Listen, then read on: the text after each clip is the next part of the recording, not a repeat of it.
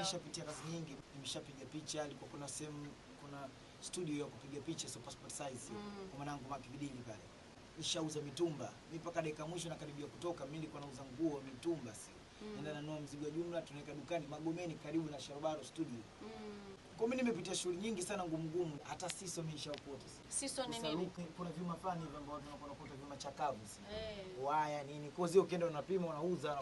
Yaani nimepitia maisha mengi.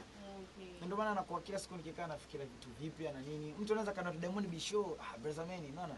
Mimi nafanya kwa sababu tu ya muziki nitengeneza pia nisota sinaone kama jamaa vipi tena mbona tuangusha watu wanakukubali. Maana huwezi kukaa kama umekota vyuma chakavu sasa. Siwezi tena. Mimi nilipokuambia uje mimi mtoto wa Kiswazi. Mimi kikweli mimi nimetokea maisha magumu sana. Watu wanaweza kana mimi na vaedeni na va nini.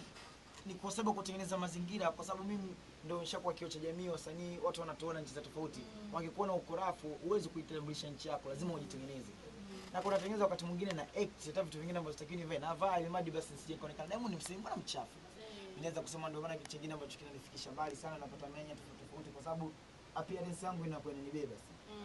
Lakini mimi nimetokea maisha ambayo mtani kwetu yani kwanza mimi hata wengine walikuwa unajua maisha ya chini unajua sana. Nakuelewa.